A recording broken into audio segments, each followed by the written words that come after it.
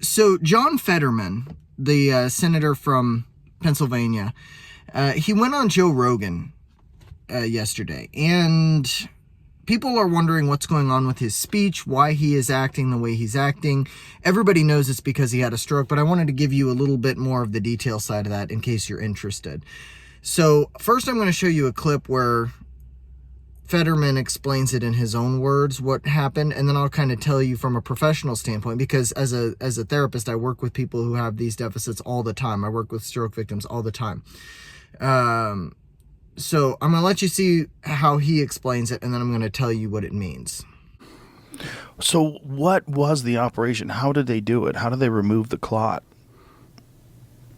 Well, I mean, I had to originally, I had to go back to, I have to learn how to talk and speak. I went to a speech therapist and have interaction and those kinds of things. And my hearing and those kinds of things were still impacted by that. And they had to monitor my heart because it was, it effectively stopped. I found out after the fact that it actually stopped. And then that my heart had to recover. So there was two kinds of things working there, my heart. And then right before the primary, they walked in and they said, well, here's what I suggest. Here's what I suggest. Now, we are going to put a pacemaker. We're going to put in a pacemaker. And we're like, hey, that's the best thing. So they put that device right here. And for anyone, if you're not really what that is, a pacemaker, but that manages your heart. Because I had a significant issue with AFib, and that's really... Okay, so what he's describing, AFib, is atrial fibrillation, which is where your heart erratically will shoot way, way, way up. Your heart rate shoots like crazy, crazy numbers. Your heart rate's supposed to remain below 100 for the most part. Anything above that's considered tachycardia, a fast heart rate. AFib is like crazy numbers, like 200s and even higher. I've seen it go, up to in the 300s when people are having strokes.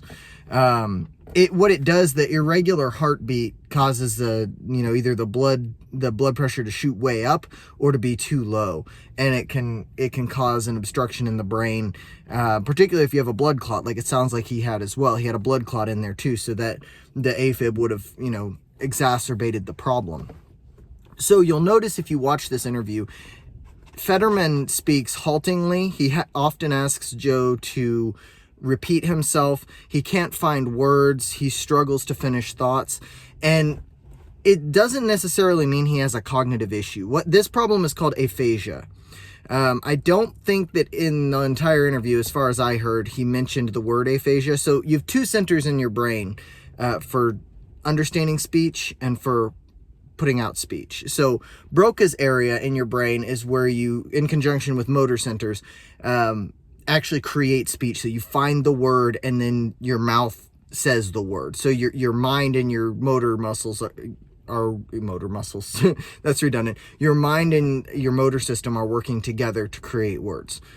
Whereas Wernicke's area, or some people call it Wernicke's area, which I think is incorrect, but that's beside the point, is your speech understanding center. So when I talk to you, if you've had a stroke that affected your left side, usually, these centers are both usually on the left side of your brain. If you've had a stroke that affects your left side, then you end up with aphasias. Now, there's three types of aphasia. One is expressive aphasia, which means that your Broca's area has been damaged. So you understand what I'm saying to you, you know what you want to say, but you can't pull the word out and say it.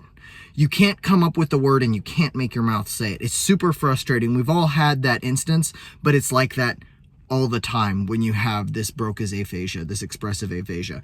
The second type is receptive aphasia, or also known as Wernicke's aphasia, where when people talk to you, you don't understand what they say.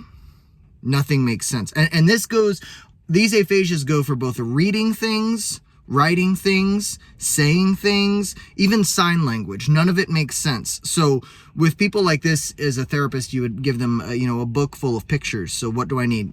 Bathroom, walker, food, water, medicine, all of those. And that way they could point to what they need because they can't come up with the words. Or they don't understand what you're asking if you're asking them, what do you need? They don't know what you're saying. They can't process. These are processing centers. They can't process what's going on. The third type of aphasia is global aphasia, which means you have both, and that's the worst. That is by far the worst. You can't understand what people are saying to a great degree, and you can't express yourself. You're kind of trapped in your own head. And so what it looks like to me, it looks like Fetterman actually does have the global aphasia. It's just recovering, and he talks about how he had to see a speech therapist and all of that, which is great. So it looks like recovering global aphasia, that's part of why he's asking to repeat, and he has those closed captions so he can kind of read and have his mind. It looks as though his Wernicke's area is working. It's just working slowly. It's not processing things as fast. So those captions on his iPad help him. Having Joe repeat the question helps him. And then on the expressive side, that's where he has all the filler words, the stuttering, not being able to finish the thought. That's the Broca's area. It does not mean he has cognitive deficits. This is simply not being able to find words or understand words based on, the damage to these two centers. This is probably as good as it's going to get for him, considering how long it's been since the stroke.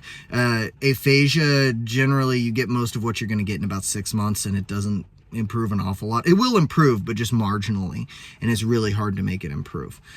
I've got to give props to John Fetterman for going on Joe Rogan, sitting down for 2 hours, knowing he's got this impediment with his speech and interactions with other people, because people are very self-conscious about this after they have a stroke. So props to John Fetterman for this. I know it's not easy to do that. The interview is actually really interesting as well. Go and watch it. I encourage it. It was really a cool interview.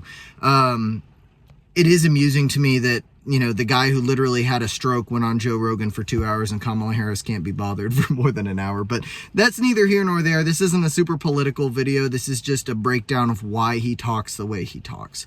So I hope that was informative. I hope you enjoyed the video. Subscribe if you're not subscribed, and I'll talk to you next time. Bye.